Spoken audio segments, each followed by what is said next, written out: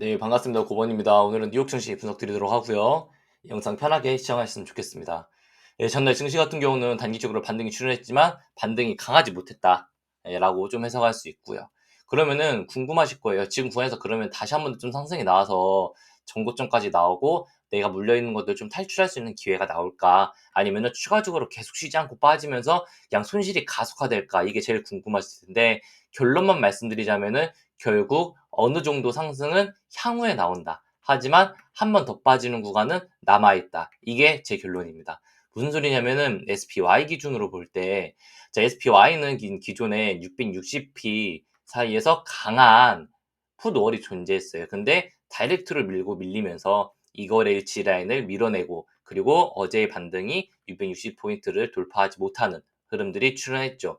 반대로 지금 650포인트에 다시 한 번 더 강한 풋월이 존재하는데 이 풋월을 이탈할 경우 한 번 더 강한 하락이 이루어지면서 630포인트 정도까지는 한 번 더 재차 하락이 나올 수밖에 없다. 즉, 증시는 예를 들어서 SPY 기준으로 630포인트까지 져줘야 이후로 반등을 잡았다라고 생각하고 강한 상승이 출현할 수 있는 구간. 우리가 이것을 첫 번째로 해석할 수 있고요. 두 번째, 이 반등이 나오더라도 660, 이 660포인트를 돌파하지 못할 경우, 이 660포인트를 돌파하지 못할 경우 단기 반등 이후로 똑같이 쏟아내는 건 똑같아요. 왜냐하면 이 660포인트에 직전에 강한 푸덜이 존재들 하고 있었어요. 근데 이 이후로 일속적으로 하방 베팅이 진행되고 있다는 것은 강한 지지라인 푸덜 660포인트를 이탈하게 시키기 위한 물량이라고 해석할 수 있었다라고 11월 20일에 안내 드렸었고요. 이후로 실제로 좀 하락이 가속화되면서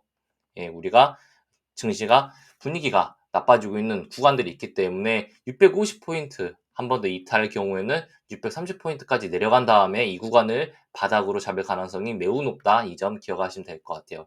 그래서 설명이 어려우신 분들을 위해서 나스닥 기준으로 설명을 가지고 왔는데요. 자, 전날 종가였던 21,700포인트대를 이탈하는 순간 한 번 더 강한 하락이 이루어지면서 마이너스 3%에서 마이너스 4%의 하락이 나온다. 하지만 이것은 실제로 마지막 조정으로 이후로 반등은 좀 강하게 나올 가능성이 높다라고 해석할 수 있어요. 자, 나스닥이 지금 이 구간에서 갭을 띄워놓으면서 밀렸기 때문에 이 갭을 메꾸는 반등은 나올 수 있을 것이라고 보고 있어요. 하지만 지금 구간에서 한 번 더 밀리는 거는 염두해야겠죠. 반등이 월요일에서 화요일 시장 아니면 수요일까지는 좀 나올 수 있어요. 근데 이 월, 화, 수 시장이 종고점까지 올라가지 못하는 상승이 나오더라도 결국 다시 한 번 더 맞고 밀린 다음에 종고점 다시 한 번 올라간다. 이건 우리가 해석할 수 있어요. 다음 주가 추수감사절 시즌이거든요. 목요일 정도가. 그렇기 때문에 최소 월요일하고 화요일까지는 증시가 어느 정도는 상승을 하려고 힘을 받을 거예요. 근데 또 수요일부터는 매도 압력이 늘어날 거란 말이죠. 왜냐면은 목요일에 추수감사절이면은 금요일에도 휴가 쓰고 가버리는 트레이더들이 많아요. 예. 그렇다는 것은 내가 거의 3에서 4거래일 정도 증시를 대응을 하지 않는데 굳이 이런 시장에서 무리하게 물량을 들고 있는 것이 아니라 어느 정도는 비중을 축소하고 간단 말이에요. 그러기 때문에 빠졌다 올라간다라는 것을 어느 정도 좀 해석할 수 있고요. 그래서 증시 분위기가 좋아야 정고점까지 올라갈 수 있지만 우리가 딱 두 가지 기억해야 될 건 무엇이냐면은 빠지는 걸 무서워하지 말고 정고점까지 올라가는 것에 대해서 우리가 꼭 기억을 하자. 이 첫 번째 하나고요. 두 번째, 내가 지금 현금이 없으면은 빠지는 거에 대해서 비중 축소를 하고 다시 한 번 더 밑에서 추매한 다음에 강하게 상승을 내자. 이 두 가지만 기억하시면 될 것 같아요. 현금이 충분하신 분들은 그냥 지금부터 그냥 분할 매수 진행하셔도 되는 구간입니다. 하지만 마지막으로 이 화살표를 보시면 아시겠지만 정말 이 전고점을 돌파하지 못하는 흐름이 향후 올해 12월에서 내년 1월 사이에 존재하고 나면은 나스닥은 정말 꽤나 강한 하락이 나올 것이기 때문에 이 점은 우리가 꼭 걱정하셨으면 좋겠습니다. 다른 유튜버 분들도 이렇게 좀 하락을 경고하시는지는 모르겠어요. 근데 저는 정말 강한 하락이 열려 있다라고 생각하고 있기 때문에 늦어도 26년도 상반기에는 정말 우리가 와, 말도 안 돼. 여기까지 떨어진다고? 라고 생각하는 수준까지 떨어질 거기 때문에 이 점은 정말 조심하셨으면 좋겠어요. 네. 자, 빅스 공포지수를 말씀드리자면은 빅스는 이거 최소 50불까지는 계속 열려있는 종목이에요. 그래서 사실 우리가 지금 구간에서 정말 어렵다. 나 무엇을 매수해야 될지라고 생각하시냐면은 자, 두 가지. 그냥 아까 말씀드린 것처럼 반등의 레버리지를 먹고 매도 치는 것 하나랑, 두 번째로 그냥 유빅스 같은 종목들을 내가 유빅스 15불 기준에서 그냥 뭐 10불, 5불 계속 눌릴 때마다 매수할 거야 하고 생각하면서 끌고 가시는 것도 하나의 방법이에요. 왜냐면은 나중에 치고 올라갈 때, 와, 그때 유빅스 살 걸 이런 생각은 들 거니까요. 네. 근데 이런 매매는 너무 어렵기 때문에 나중에 유빅스 타점은 실제로 우리가 제대로 나올 때 멤버십에서 한번 드리도록 할게요. 네, 직전에 한 2거래일 정도, 월요일에서 화요일 정도 멤버십 통해서 유빅스 수익을 냈었던 적이 있었기 때문에 실제로 이후로 뒤에서도 유빅스 타점이 나올 때마다 속적으로 드릴 예정이다. 네, 그래서 유빅스를 잘 잡고 나서 한번 강하게 치솟으면은 와, 정말 제대로 잡았네라는 생각들이 들 것이기 때문에 유빅스는 속적으로 타점을 드릴 거예요. 네. 자, 추가적으로 골드 같은 경우가 여기서 사케를 이탈하지 않고 반등이 한 번 더 나올 것으로 해석을 하고 있어요. 예, 그렇기 때문에 증시가 한 번 더 빠지더라도 골드가 빠지는 구간이 어느 정도 제한이 된다면은 이후로 다시 한 번 더 골드가 반등이 나올 때 증시나 뭐 코인이나 이런 것들이 다시 한 번 더 상승으로 이루어질 수 있다라고 좀 해석은 할 수 있고요. 이것은 우리가 비트코인을 봐도 동일한데, 비트코인 같은 경우가 지금 아무리 약세 패턴이어도 지금 하락세경 하단 구간까지 내려온 구간이고, 지금 G라인은 크게 보았을 때 지금 비각 추세, 이 빨간색 비각 추세 저점까지 내려온 구간, 그리고 파란색 추세선 하단까지 내려오는 구간이에요. 즉 지금은 피보나치 기준으로도 매수를 받아볼 법하죠. 80K 초반. 네.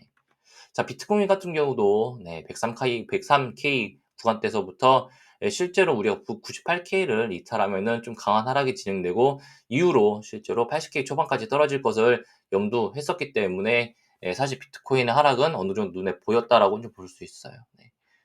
예, 이렇게 우리가 좀 대응을 할 때 있어서는 반등이 나와줘야 되는 구간인 거고요. 저는 개인적으로 비트코인은 한 100K 정도 수준까지는 나올 것 같아요. 한 98K에서 100K까지의 반등은 강하게 나오기 때문에 우리가 비트코인 없으신 분들은 비트코인 관련주들을 꼭 이제 눌림이 나올 때마다 매수를 하셔야 돼요.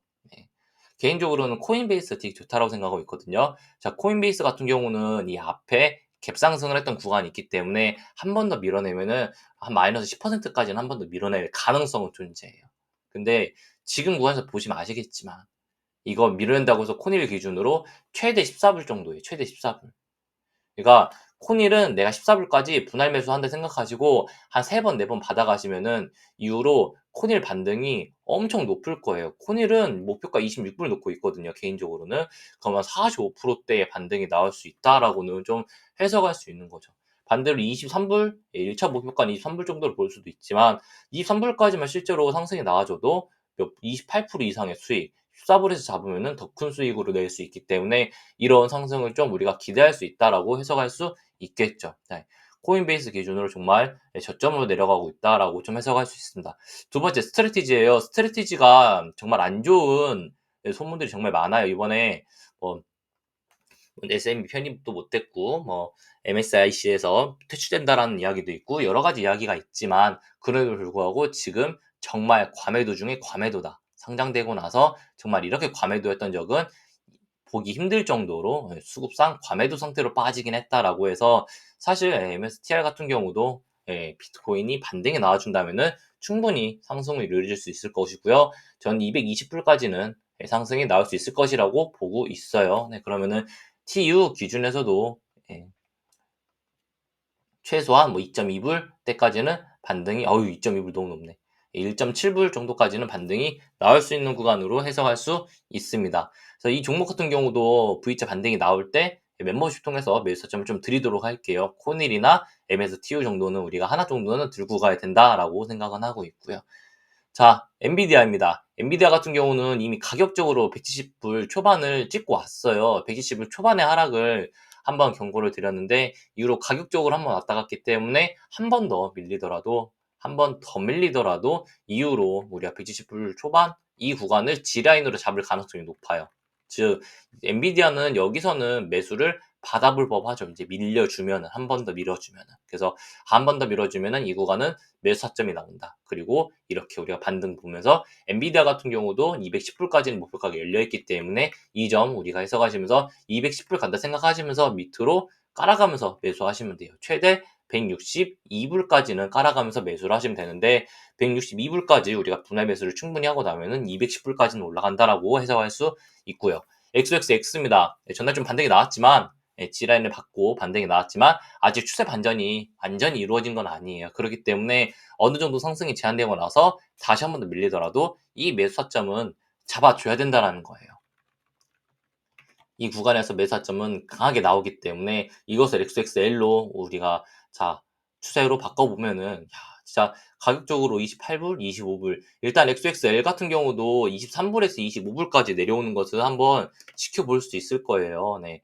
반등이 나오더라도 이 종목이 36불대를 단기적으로 돌파하지 못하면은 결국 하락이 한 번 더 이루어지면서 밑으로 빠지거든요. 이럴 때 있어서 우리가 이 재매수점들을 제대로 잡아보면은 이후로 다시 한 번 더 반등이 나오는 수익 제대로 내면서 목표가를 꽤나 높게 가져갈 수 있다라는 거죠. 네. 이렇게 우리가 좀 해석할 수 있습니다.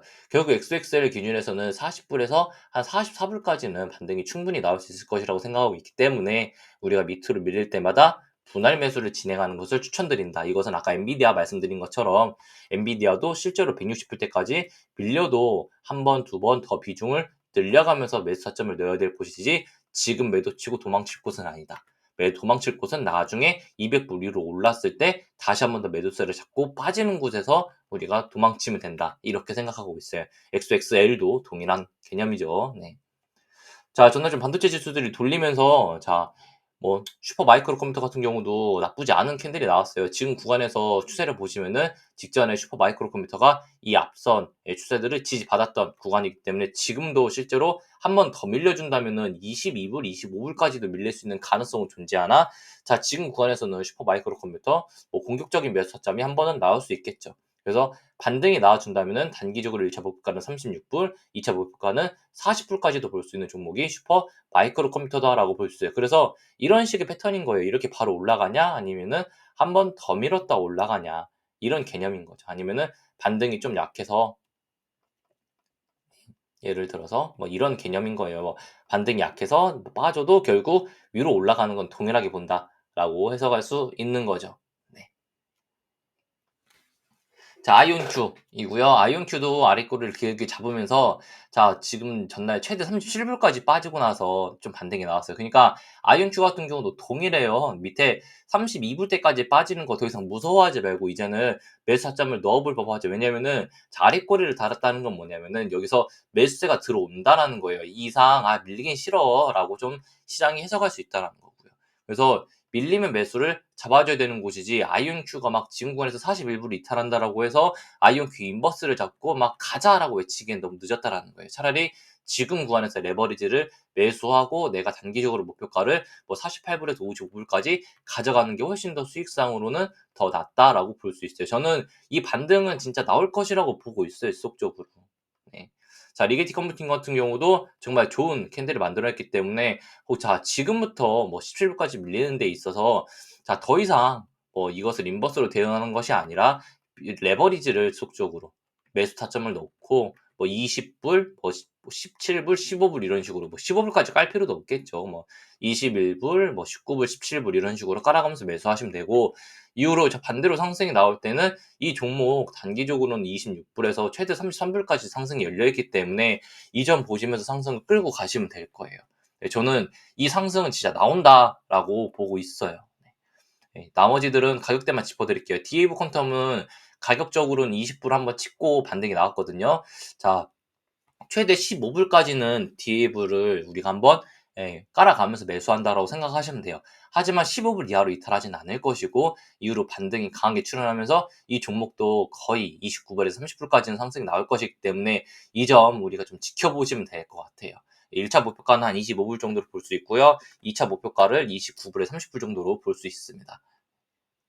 실스크입니다. 실스크 같은 경우도 전날 반등이 좀 강하게 나왔죠. 네. 자, 실스코도 실제로 한 번 더 밀리게 된다면은 3불 아래로까지 밀릴 수 있어요. 근데 자, 실스코도 3불 아래로 밀리는 것에 대해서 무서워하지 말고 분할 매수를 잡고 이 V자 반등 나올 때 이후로 강한 상승 나오면서 단기적으로 4.8불에서 5.5불까지 목표가를 보자라고 말씀드리고 싶고요. 네.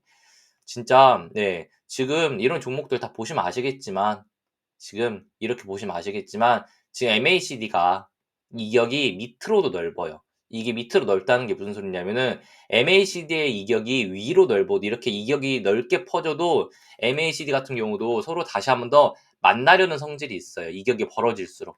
반대로 이격은 밑으로 벌어질수록 똑같이 만나려는 성질을 가지고 있고요.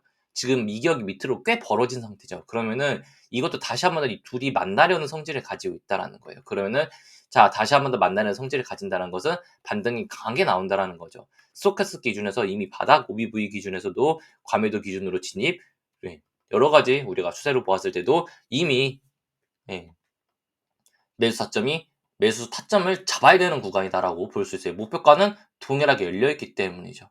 네. 자, 퀀텀 사이 같은 경우도 자, 동일 기준으로 지금 구간에서 최대 밀리면 1불까지도 밀리지만 이거 밀린다고 해서 1.2불에 손절가 잡고 매도 치는 것이 아니라 1.2불부터 1불까지 깔아가면서 매수 잡고 1.3불, 1.7불 이 두 가지 목표가 가져가시면서 우리가 이 종목을 대응하는 게 훨씬 나아요. 결국 밀려도 올라가는 건 똑같아요. 이건 마지막 퀀텀 컴퓨팅입니다. 퀀텀 컴퓨팅 같은 경우도 밀리면 최대 8불까지 밀릴 수 있지만 이 역시도 동일하게 반등이 나올 땐 강하게 반등이 출현할 수 있기 때문에 1차 목표가 12.5불, 2차 목표가 16불 가져가면서 퀀텀 컴퓨팅 볼 수 있고요.